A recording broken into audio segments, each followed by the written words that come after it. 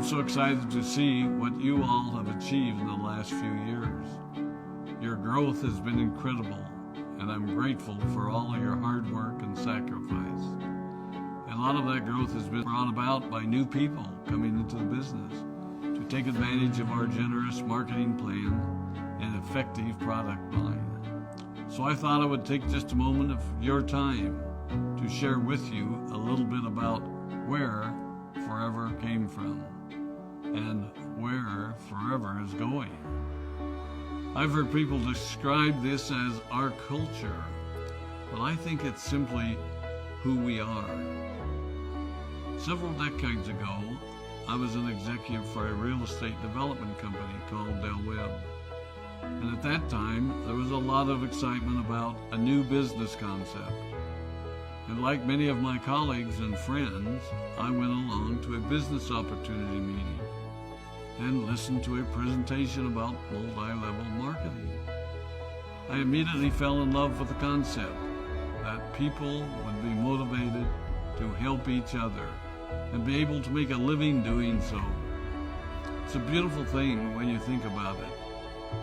Although I was enjoying my career, I didn't think that I was contributing as much as I wanted, or as much as I could, to improve the well-being of the people around me. Inspired by the concept of people helping one another, I set out to write a marketing plan that is almost identical to the one that we use today. As I developed it, I had two goals. One was to pay the highest bonuses possible and still be able to run a company effectively. Two, to build a plan that would motivate and encourage people to keep working. I wanted a plan to reward those that remain active and engaged. I love the concept of a royalty income. However, I believe that it's good for our souls to work hard. People who work hard are happier. Of course, if you work hard, you should play hard. And that was one of my motivational factors in starting Forever Resorts. It was to give people the opportunity to spend time with their loved ones and experience the wonder of nature. Next time we're together, maybe I can tell you more about my passion for our resorts, our rare animals, and spectacular natural resources. So, with a marketing plan prepared, I needed to find a product. And we searched around and looked at different opportunities. I was passionate about finding something that was effective, consumable, and that we knew would not be a fad. During my search, I met a group of doctors who had developed a method of stabilizing aloe vera. They convinced me of its efficacy, and we began testing the product, and were amazed by the results. We were in business. We had a fair and balanced marketing plan, a consumable, effective product, and the third ingredient, an absolute conviction that we could make a difference in the lives of the people around us. And while it might have been a bit presumptuous, we honestly believed that we could make a difference in the world. We put in generous return policies, customer service incentives, and began to build this business based on the principle of being nice to one another and helping others. The success was incredible, and we grew rapidly until Christmas of 1982. I was sitting at home with the family, and the phone rang. They informed me that there had been a freeze at our aloe plantations in Texas, and that all of our aloe was destroyed. I immediately went to the airport and flew to South Texas to see what we could do. I hoped and prayed that when I arrived, what I saw would be better than the news I had received. But that wasn't to be the case. We had no aloe, and the business immediately began to suffer.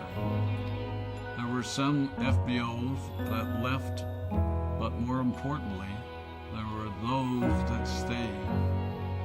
It was a tough time for us. We put everything on the line to stay in business, and there were many sleepless nights. But we were convinced that what we were doing was right. We decided that this would never happen to us again. We flew out to the Dominican Republic and purchased as much land as we could, and began planting aloe in one of the safest weather zones in the world. In addition to the acres of plantations in the Dominican Republic, we now have plantations in Mexico and South Texas. It was a tough lesson to learn.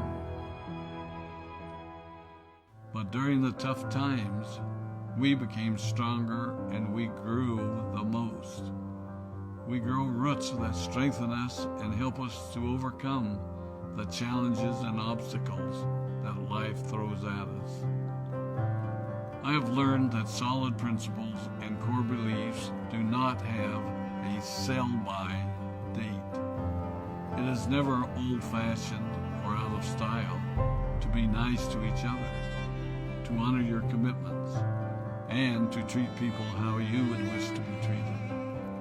I recognize that many of you might not have heard about our beginnings, as you are new in the company. I am thrilled that you're part of our forever family, but I ask you to be mindful of the foundation upon which this company has been built. Forever was built on the principles of paying the highest bonuses possible, providing the most effective and highest quality of product, and empowering people to serve one another. There are no shortcuts to success in our business.